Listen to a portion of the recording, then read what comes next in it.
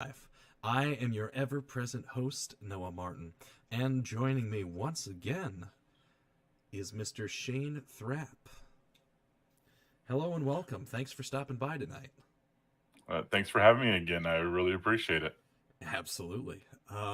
So, last time, if you haven't listened to last episode, we talked a lot about ADHD and parenting and the school system, and specifically how the school system is basically designed to not help you out as you go through school. And so tonight I wanted to go back to this idea, but kind of narrow down a little bit more on what it's like to be a parent with ADHD, looking after children with ADHD who go into a school system like this.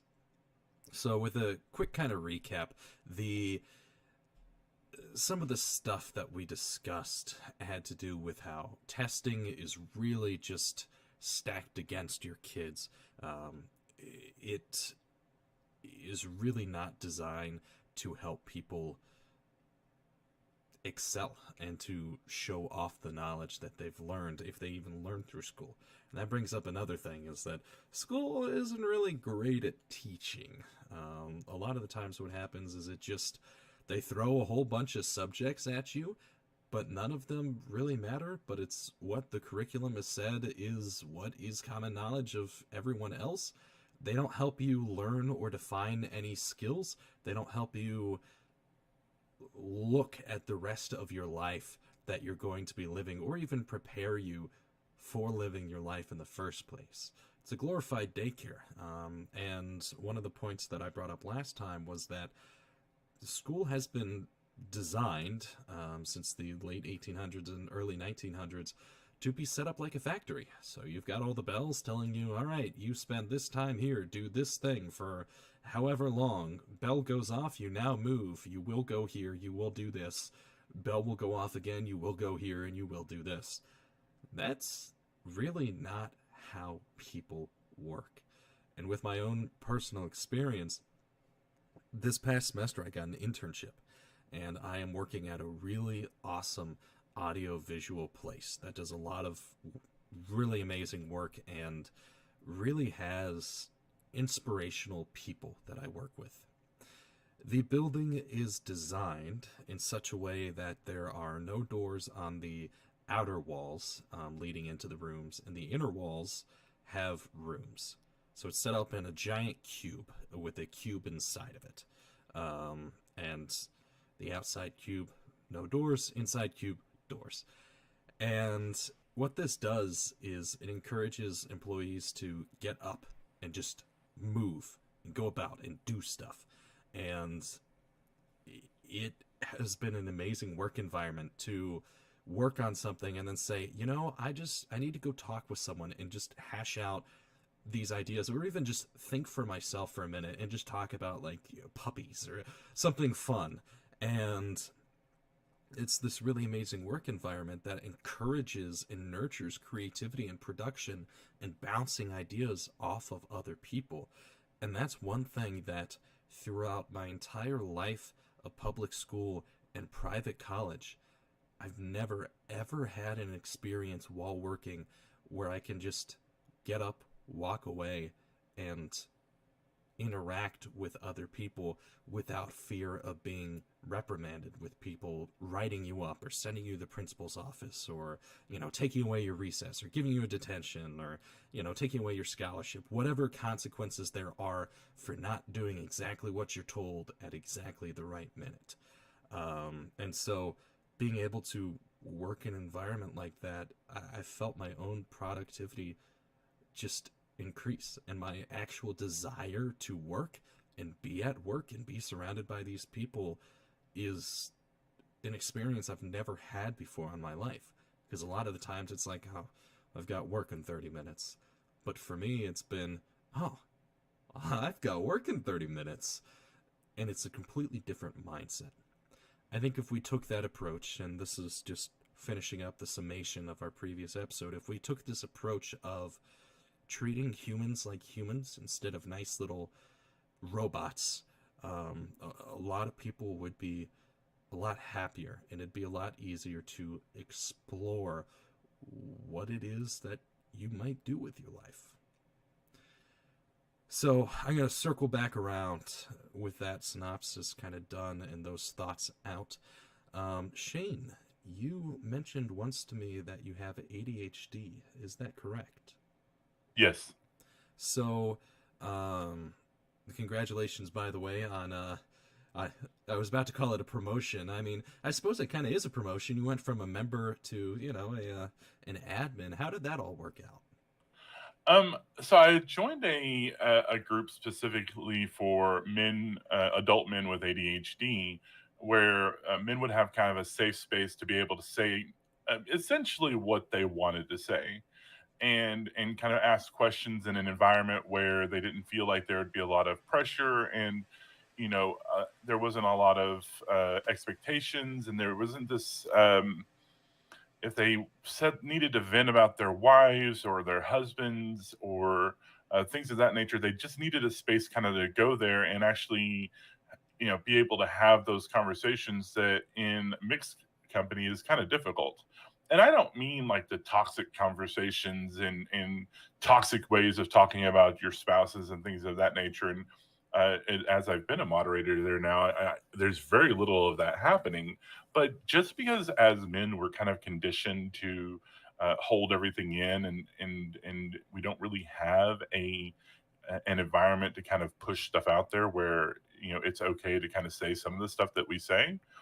And I kind of wanted to get more involved with it. And as an ADHD life coach, I just really wanted to kind of, also learn as much as I could from how people deal with it, because I have my clients that I've worked with and things of that nature, but not everybody is the same. So you wanted to just kind of immerse yourself into that world.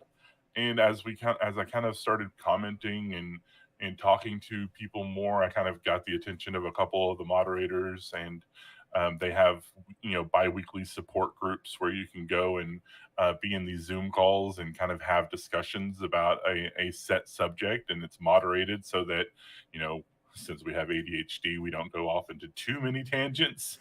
Um, and the more we did it, the more I was like, hey, I want to see if I can get more involved. And so I contacted the head admin, and I said, hey, this is my background, this is my history, and we had a phone call. And as we kind of went over the phone call, he kind of asked me, like, how do you deal with ADHD? How do you help your clients with ADHD? And a lot of my values kind of went in line with what he himself does as a public speaker, and he brought me in as a moderator. And uh, I'm just honored, to be completely truthful, to be able to be a part of it, because I absolutely love being able to have uh, the opportunity to kind of really help people bring value to what they're trying to learn about and understand what they're going through in ways where you know we can kind of actually see some growth and change in people. And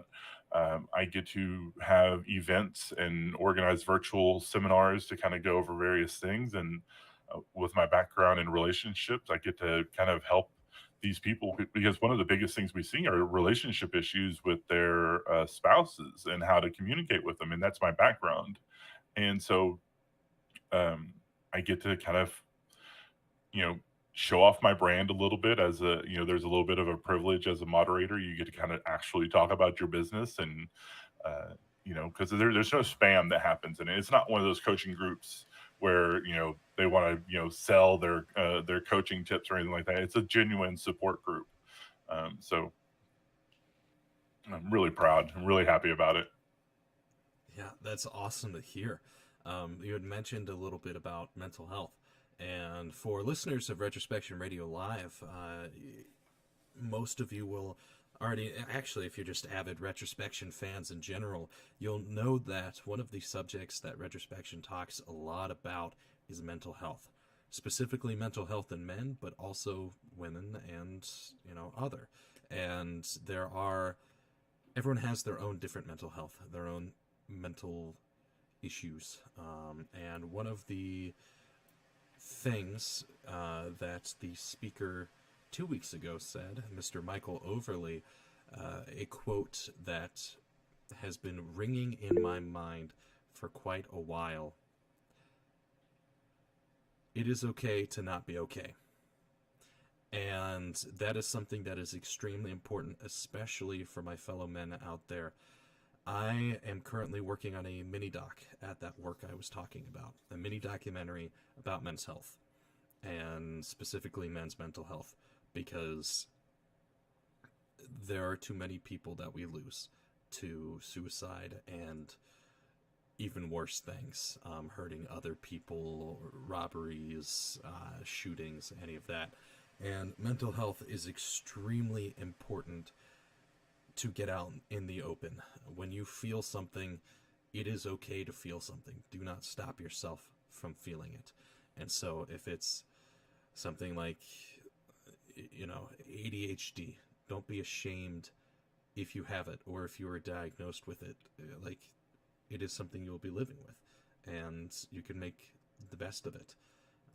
And when it comes to other mental health things, it is okay to not be okay. It is okay to share those feelings, to express your feelings, because if you don't, the only person you're hurting is yourself, and you don't deserve that. You deserve so much better. So that's my little tangent.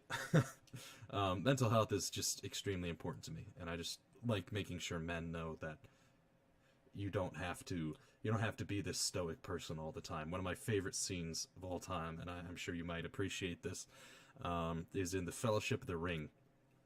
And so Aragorn he's a badass. He runs through, he kills a whole bunch of Uruk-hai, and then you have Boromir, who had just gotten a little bit corrupt and tried to steal the ring from Frodo, and then immediately said, "Ah, crap," and went and defended Sam and Merry, Merry and Pippin, and defends them, and actively dies defending them. And so Aragorn runs in, kills the person who shot Boromir multiple times, and then kneels down next to him, makes a promise with Boromir's final moments, and then cries for him. And we actively see him on screen crying for his brother. And it's not actually his brother, but that makes him a stronger man, that we see all of those emotions within him. Now I gotta reel myself back, because I just went whoosh right off the left field. So, as a parent who's made a life out of learning and adapting with ADHD, you had mentioned at one point that your kids also had ADHD. What is it like to be a parent and live in a family like that? For me, there's a number of issues that I kind of dealt with. With my first wife, she was fairly abusive. Wow. We were just very not good together. Sorry to hear that. We came, yeah, but, it's life lessons. You know what I mean? Yeah. Considering my childhood and the things that I went through because I had ADHD, and then having a alcoholic, abusive father, and growing up in an uber strict religious community, there was a lot of things that happened to me that whenever I got older and I had my first two kids, I said, like I kind of put my foot down, my metaphorical foot down. And I said, I'm not going to continue that cycle of abuse, because I was working a lot of hours and things of that nature, and I was really stressed out, and so I found myself kind of falling into those old habits that I had learned from my father of spanking and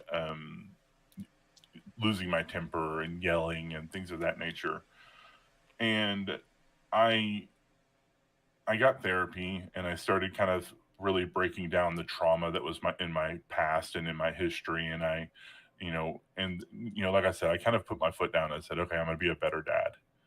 And as I kind of started going through this process, I started trying to make sure that I was listening to my kids. I started doing a lot more research into healthy parenting, you know, finding out like the damage that happens even if you do just minor spanking and things of that nature, and what that does to children's brains, both physiologically and mentally. And the more I found it, the more I was discovering that, you really have to work hard at it. And, you know, I didn't really know that I had ADHD. And, I just always knew that I was weird. I was always different than everybody around me.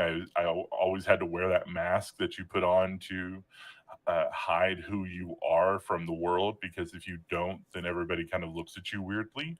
They treat you differently. They hold a stigma kind of towards you. And as I kind of started understanding a little bit more about my mentality and my mental health, the more I kind of started learning more, like, going through the kind of the cycles that you go through when you're trying to figure out what all is going on with your brain. And so my therapist and psychiatrist kind of both pointed out that they thought I had bipolar disorder. And as we kind of kept exploring that, my son, one of the teachers, said that, they made an evaluation with the counselor, and they said, well, your son has ADHD. And he was, I want to say 8 or 10 at the time. I can't remember how old he was. And so now I have this new direction, because once I started looking up what ADHD was, I learned that it was hereditary. And I felt a lot of guilt because I was like, oh shit, I gave my kid, ADHD. And, I started doing more research, and I started really getting into trying to understand, like, what does that look like? What do I need to do to kind of help him out? How do I need to work with what he's dealing with, and kind of learning about how to help him not act out in certain ways, how to help him with the behaviors that he had started developing, how to work with his mother. And she was really she was really antagonistic towards the idea. She never put a lot of stock in mental health, and she never put a lot of stock in therapy and psychiatry, and she was very anti-medication. And so a lot of the onus of trying to help him, like, kind of boiled down to me.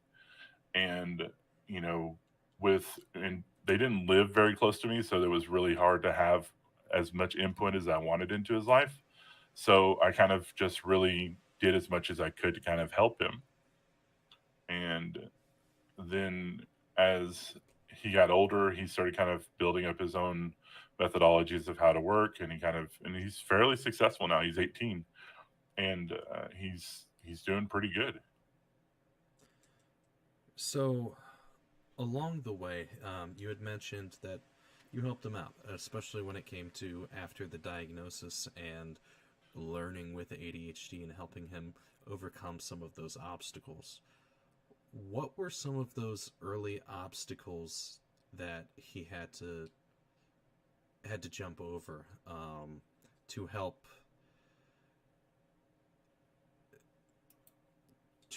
with easing the stigma of ADHD within the school system and around his friends? Mainly, it was just kind of coming to terms that he did have ADHD. It was like actually defining it helped a lot, because when you don't know that you have it, you feel a lot of guilt because you feel like you're failing all the time. And there's this stigma that and it comes from the teachers, and it comes from parents who have this unrealistic expectation of what your child is supposed to be. And that causes a lot of internalized shame.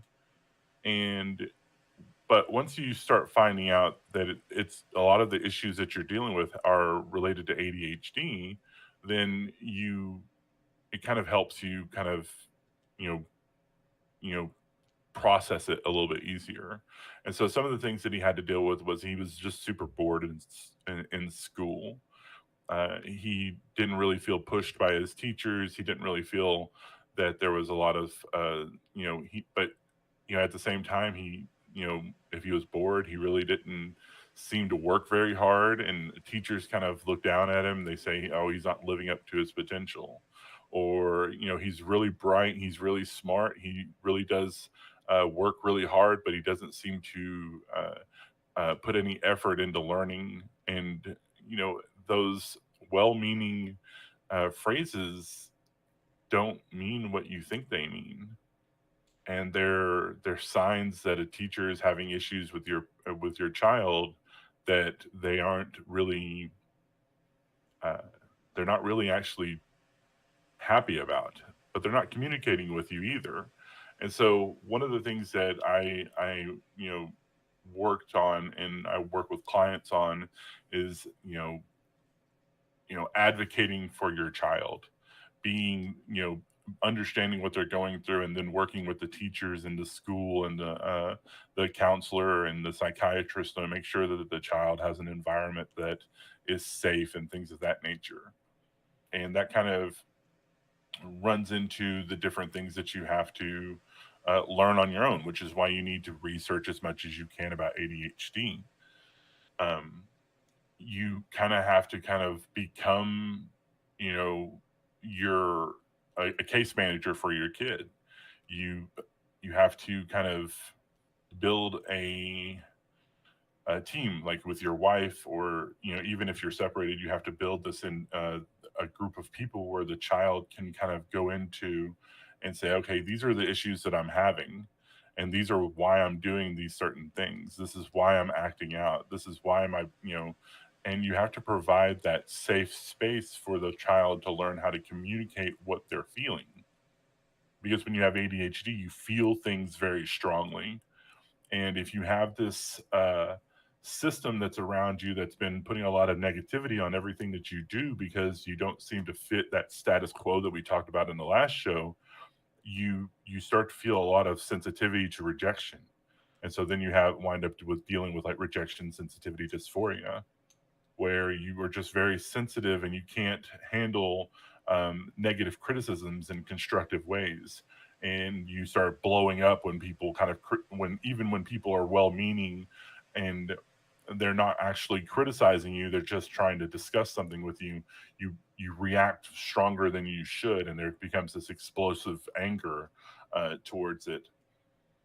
And so what we kind of really started working on was making sure that we developed a system so that, like, his issues where he was forgetting to bring home homework.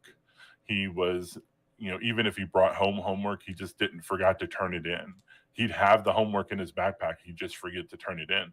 He would uh, act out in class. He would, um, you know, he just wasn't, he was just very antsy all the time.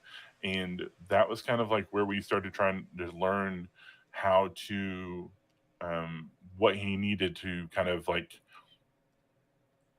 have the space to constructively use the energy that he has. And one of the major issues with our school system is the lack of recesses now. The average recess in America is 25 minutes in most states, and that's according to science, is a lot less than what we should be giving our kids. The science says that the most productive use of the time is to have 60 minutes a day of activity where the children are outside and playing, or doing some sort of physical activities and things of that nature.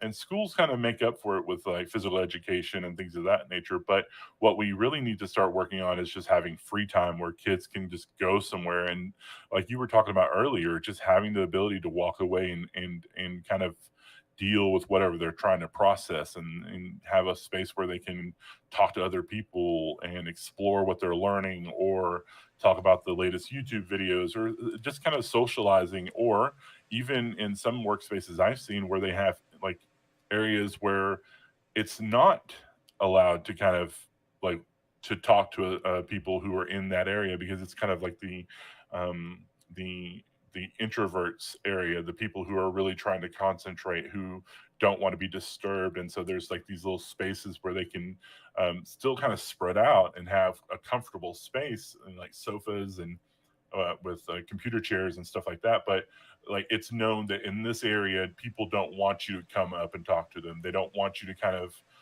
interfere with what they're working on. They just need a space to themselves. It's not an enclosed cubicle. And so it was really trying to kind of give him the tools, uh, and eventually give my daughter, my second daughter, the tools to create the environment that they needed to thrive in. And that's kind of carrying over into what you want to do when you're trying to really help them in their schooling system. Is you want to, you need to understand your kids' rights as far as having ADHD, because ADHD is covered under the American Disabilities Act, you know, and you've got to communicate with your school and keep checking in with them. But not only that, you need to be checking in with your child. And that was one of the hardest thing I had to deal with, because they were so far away from me that, and they kind of had, we all have that kind of aversion to talking on the phone. And and so we kind of like had to kind of deal with like, being able to, text and things of that nature. But then it's also checking in with, like I said, it's communicating with the school and seeing like what kind of things are they having to deal with, what kind of things are the teachers having to are observing about your child, and also, are the teachers being fair to your child? This is where the advocacy comes from. Like, a lot of teachers really do their best, because if you're a teacher in America, you're not getting paid for it very well. So if you're a teacher in America, you love what you do. Like, that's a pretty common thing that I see across the nation. But there are some teachers who don't believe in ADHD or don't feel that it's actually that big of a deal. And they treat the students who have ADHD as if they're these little badass kids. And you kind of, that's why you have to check in with your children and make sure they have this safe environment that they know that they can come talk to you and say, hey, this teacher is really shitty to me, or this teacher isn't fair to me. They aren't giving me the ability to have the accommodations that we discussed with the counselor.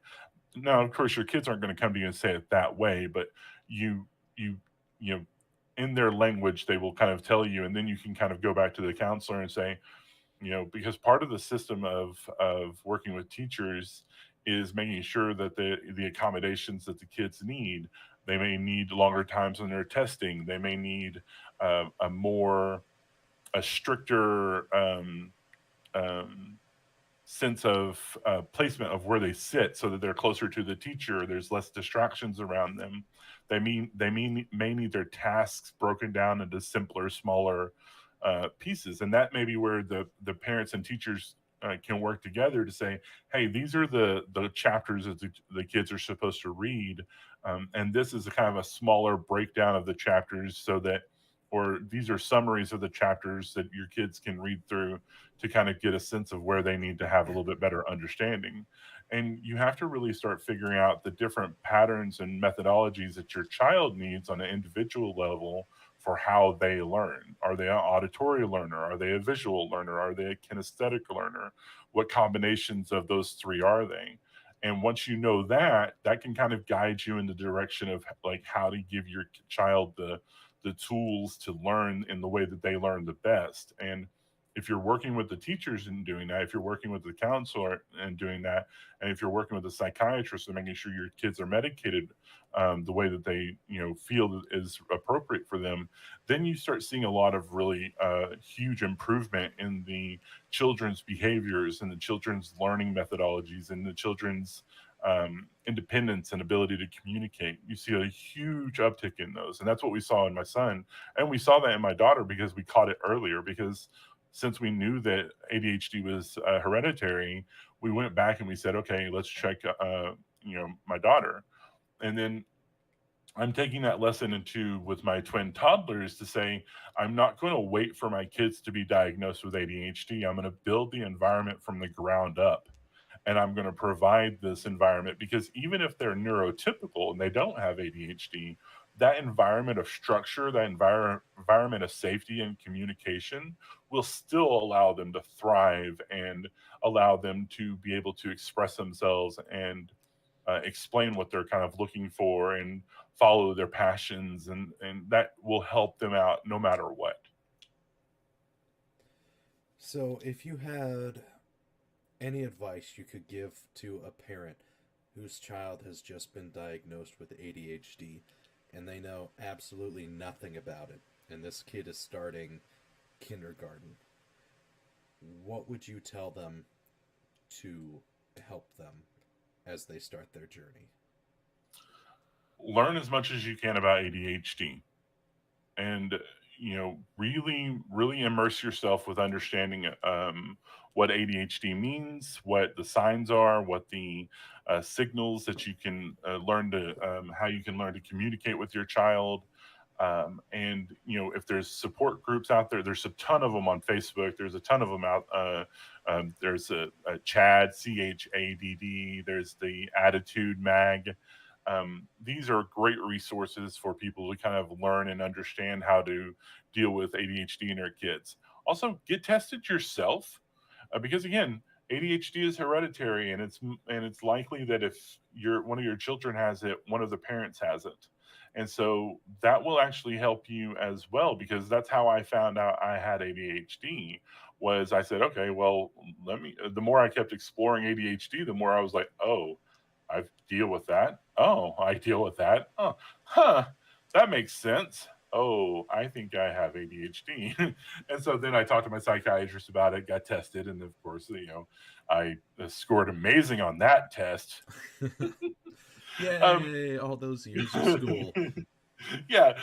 So, but the more you learn about it, the more tools that you will have to give to be able to provide the environment that your children and yourself need. Because again, like, even if you have kids who are neurotypical, building an environment where they have that trust and they know that they can communicate their needs, they know that they can explore their passions, they know that they can, come to you without judgment no matter what. Building that environment is always going to work no matter what for any child. And that's just the biggest thing I tell parents. Build that environment around your kids so that they can trust you, and don't spank them. Don't don't do things, don't belittle them, don't treat them negatively as much as you can. Put in very firm boundaries, and explain them to the children, and then make sure that you're being very uh very clear in the boundaries and the expectations and the limitations that you need the child to adhere to. They Because one of the things that I have the biggest problem with is telling my kids, "Hey, stop that.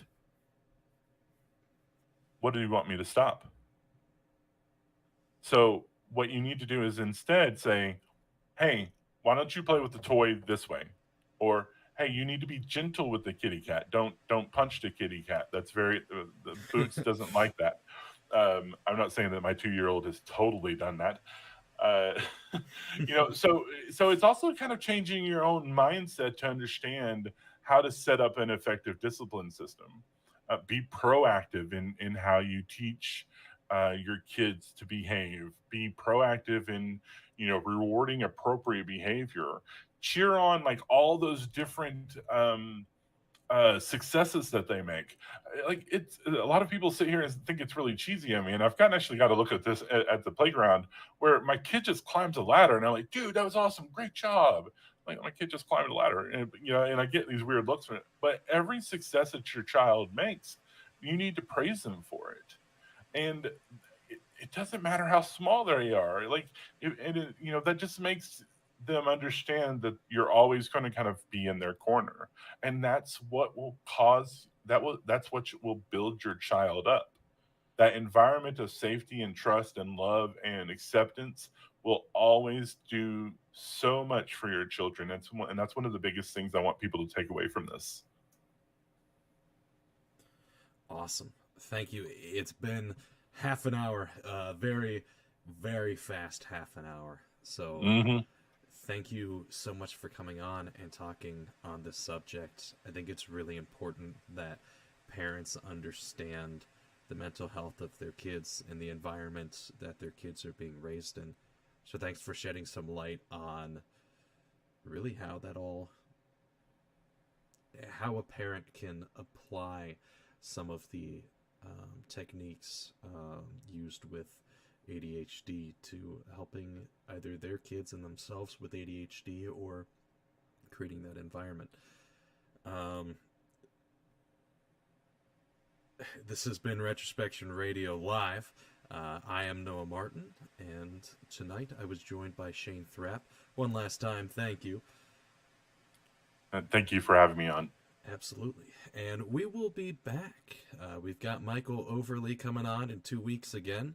And from there, we're looking at maybe releasing a few interesting things. I've been working on the history of the Slender Man, and I was thinking maybe I'll live stream that episode to talk a little bit more about mental health and how that impacted the story of Slender Man, which is a story I think most people know, but I don't think they quite understand what the mental health was behind the story of Slender Man. So, if you or a loved one experience depression or mental health or suicidal thoughts or are unsure about a diagnosis with ADHD, or if they have ADHD or any other mental dilemma, I'll say, that you're struggling with, please, please, please feel free to reach out to the people in your life and talk and see if you can think things through and work together. That will lead to better times in your life and good things happening. The people in your life are there for you and they love you. Just remember that. Have a good evening. Thank you for listening to Retrospection.